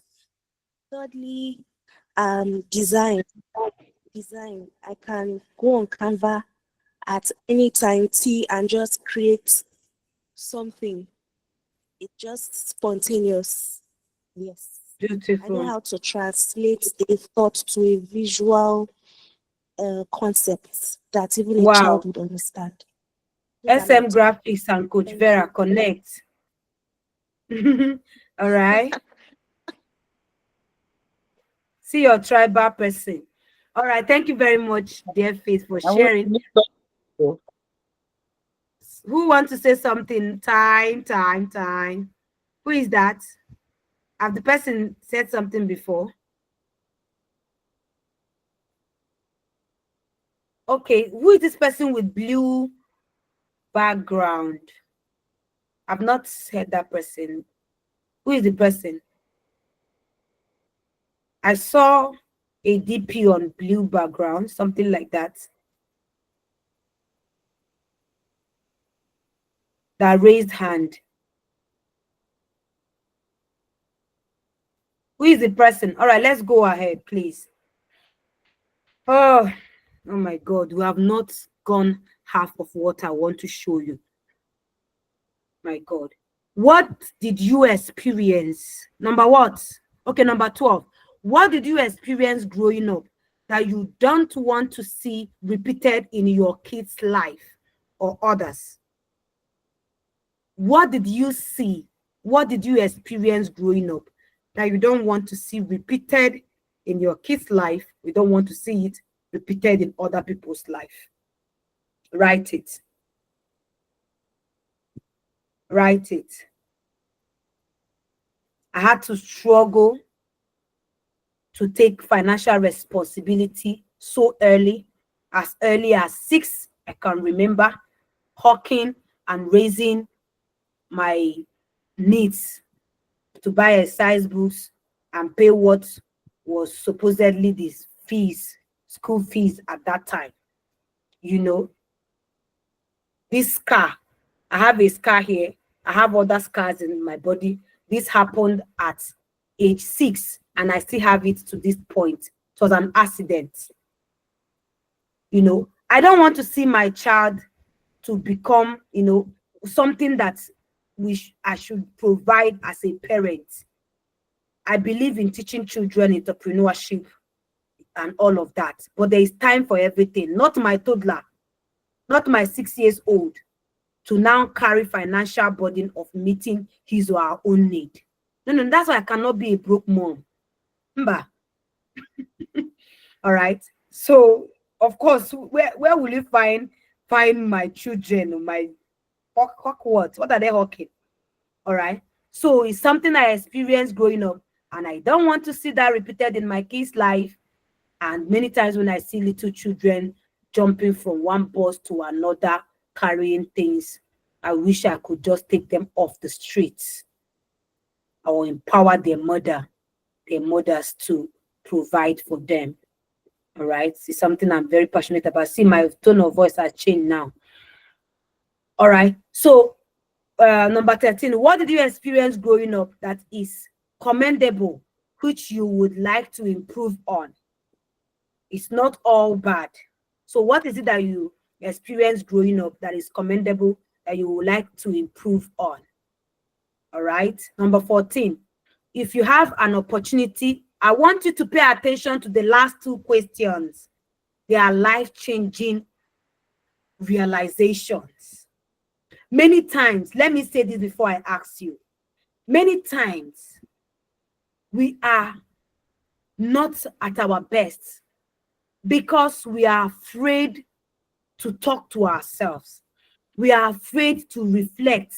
You spend time with social media, spend time with everything, but you don't want to spend time with yourself.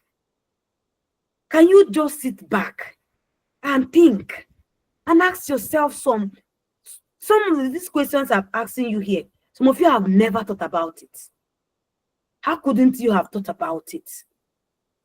If you are somebody who is given to self-reflection, sit down, carry book, take a book, take a pen, and start asking yourself certain questions. Self-reflection, it helps you to gain deeper self-awareness. And when you are self-aware, it becomes easy for you to be yourself. It becomes easy for you to unleash your potential. somebody who is self-aware, you will not be struggling with low self-esteem, lack of confidence, or distorted self-image. That's for my mentorship, my coaching program. Let me leave you to that. All right. So these two questions I want to ask you now, they are life-changing questions. 14, if you have an opportunity to give just one advice to someone, what will that be? If you have an opportunity to give just one advice to someone, what will that be?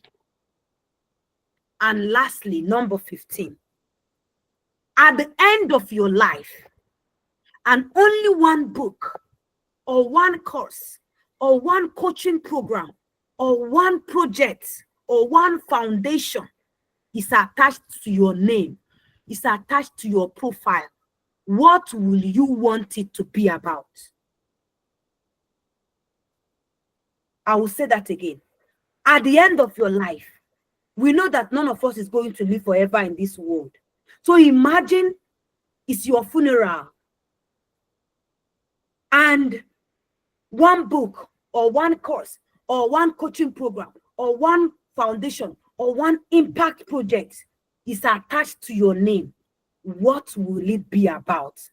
And what is it that you want it to be said? Yes, Jenny did this. This is her legacy. This is what she is known about. If you are to only author one book in your lifetime, what will it be about? Supposing you don't have option of writing multiple books, you just have option of one book. You can only create one course. You can only design one coaching program. You can only solve one problem. What will it be?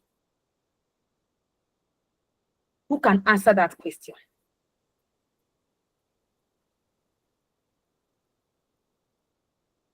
Tell us, Sir Elijah, Ido, and Maureen and Nekwe. Hello. Okay. Go ahead, sir. Hello. Yeah, please. Yes, sir. Go ahead.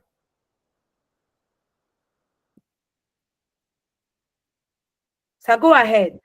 Sir Elijah. Yes. I would prefer a book on self-discovery. A book on self-discovery. Self-discovery, yeah.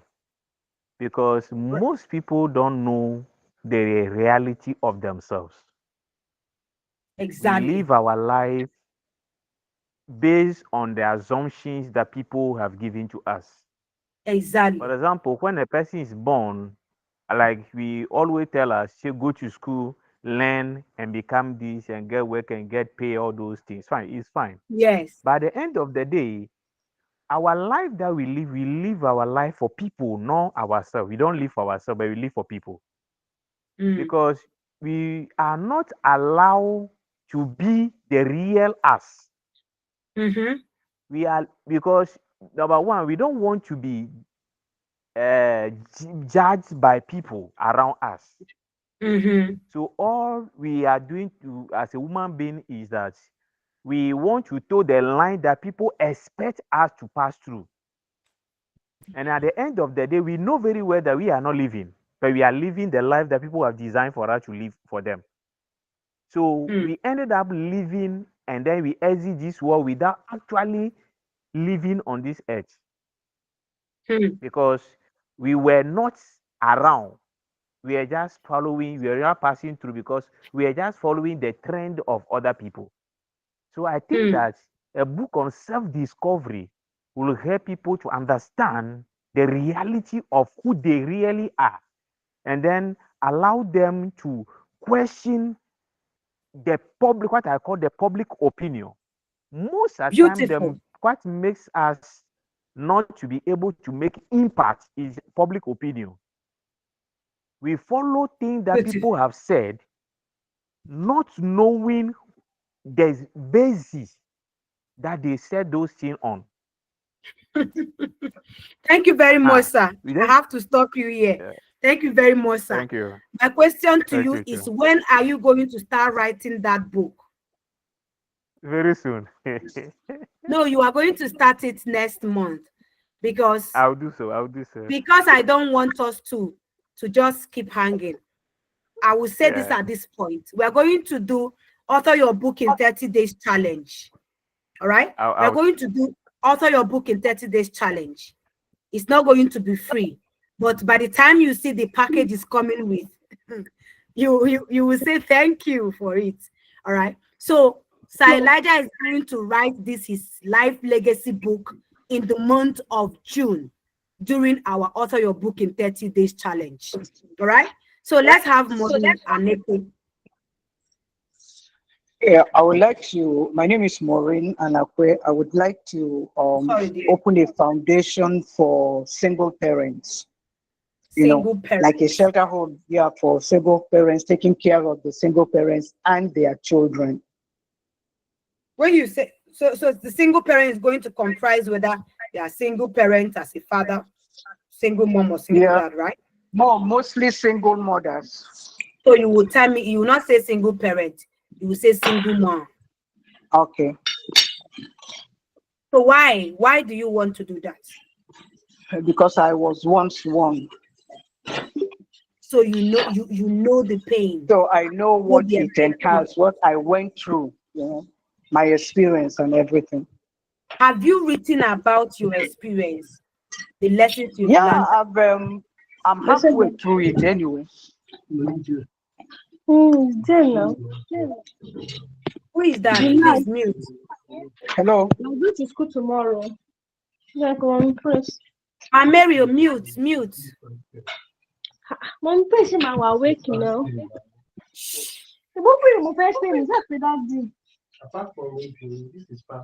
Hello, Mary, please mute.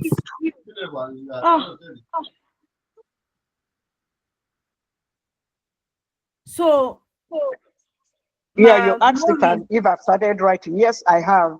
I'm halfway through it anyway. You have to finish it next month. Are you ready to finish it? By God's grace. Thank God for God's grace. Are you ready to finish it? Yes, I am. Better. We like this by God's grace thing, eh? And God is not going to come down to the grace has been released. You better decide to write it.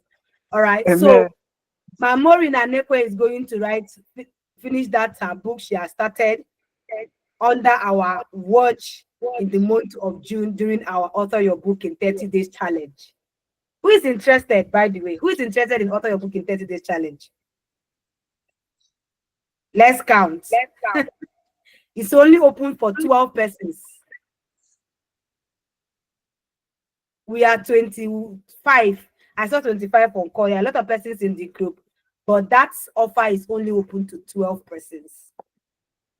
Author your book in 30 is a full package. Hey. All right, so we'll talk about it. All right, so this our exercise has taken the whole time, but I believe it is worth it. So who is on this call right now that still doesn't know what to write about? You still don't have an idea. Please raise up your hand. Let's begin to lay hands on you. Who is on this call that don't have an idea yet? You don't know, you still don't know what to write about. All right, so if you have at least 5 ideas that you are ready to begin to work on, let me see your hand. Let me see your emojis. If you are overflowing with ideas now, type it. You can go and type it in the chat room on WhatsApp. I'm overflowing with energy. I'm overflowing with ideas. I want to see it in the WhatsApp group. Go there. Type, I'm overflowing with energy. I'm overflowing with ideas. I'm overflowing with energy. I'm overflowing with ideas. Let me see your fire emoji in the WhatsApp group. Let those people that are not on call know that they have missed a lot. And I'm not sure I'm releasing the replay of this class. All right. So I believe that keep typing. I want to see it. On WhatsApp. on our WhatsApp group. Type it. I'm overflowing with energy. I'm overflowing with ideas. I'm overflowing with energy. I'm overflowing with ideas. I can't wait to leave a lasting legacy. I'm starting now. Hashtag author your book in 30 days challenge. Come June. Hey. Hashtag author your book in 30 days challenge. Come June. All right. So as we quickly round up now that you know you have your book idea, all right, now that you have your book idea, I will have to take the first 30 minutes of tomorrow's class to show you how you can craft the outline for your book, all right, and tips you can use to start writing it, okay? All right, so clarity on your book goal. Let me share some more points with you as we round up. I want to take 2 questions, if there is any. You need to have clarity on your book goal. That's why I will always ask why. If you say you want to write about self-discovery, why? You know, so you know that goal, that audience. Then target your unique, your audience, and then know your unique value proposition.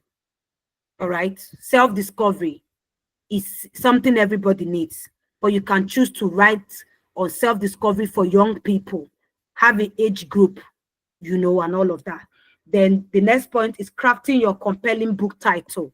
I'm going to talk about it. I thought I would talk about it today, but I mentioned it a little yesterday.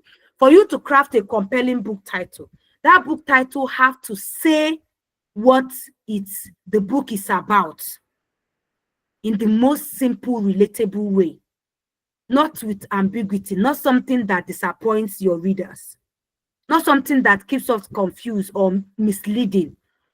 All right, I could give an example. One day, a sister told me that she wants to write a book on confession of a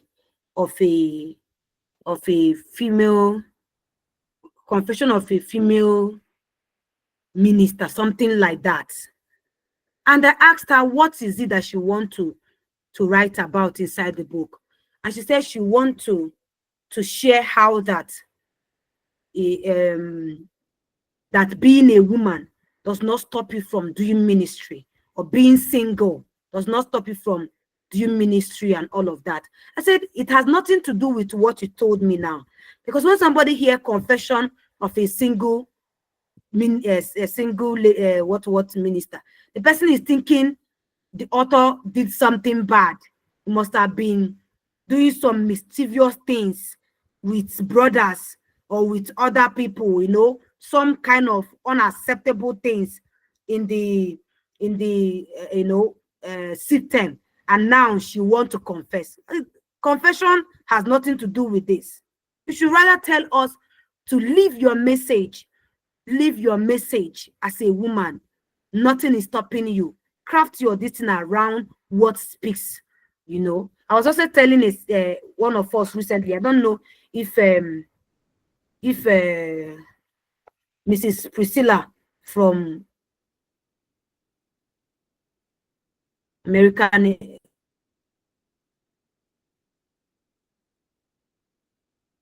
Emirate, or what is it called? UAU. I mean, oh my God, just forget about it.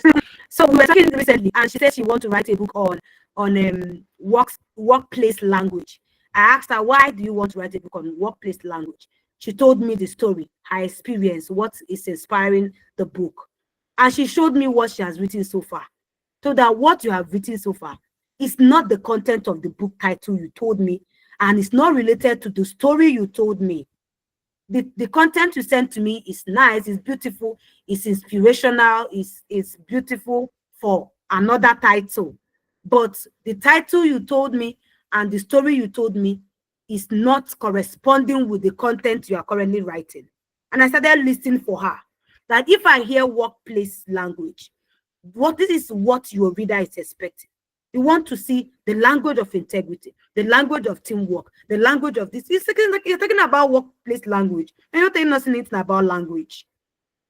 All right. So workplace language means that what is the language that should be, expressed in a workplace to ensure maximum productivity and effectiveness of every worker. Mutual respect. Tell us about mutual respect. Tell us about clear description of everybody's job role. Tell us about integrity in the workplace. Tell us about, teamwork. Is that not making sense, everyone? Is that not what you should expect to see in workplace language? Keeping to time and all of that. So that is what you need to put in place. Let your book speak of your objective. Don't let them contradict themselves and mislead your readers. And that person will never buy another copy of your book if they are disappointed. All right? So, and then craft your book structure very well. Let it flow. I wanted to give you a case study to really take you through a book and show you a structure of a book, but we don't have that time anymore. And then writing with the things I have taught you now, you should be able to write a book with consistent flow. All right. Write with your goal in mind. As you are writing, keep that goal you have in mind. Don't deter. Don't begin to have it scattered. You want to talk about self-discovery.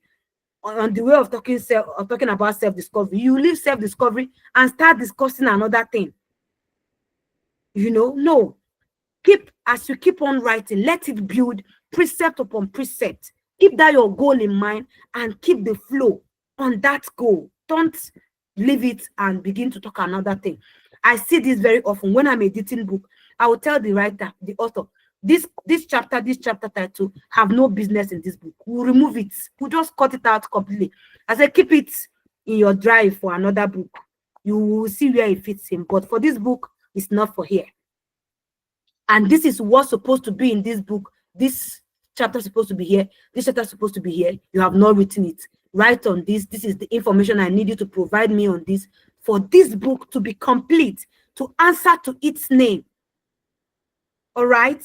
So, and then lastly, is that the last point? Yes. Lastly, strategies and tips to write your book in the shortest time possible. I won't talk about it tonight. I will start with it tomorrow. Please remind me before we go into editing beyond tenses. Thank you very much for having me tonight. I hope I did not waste your time.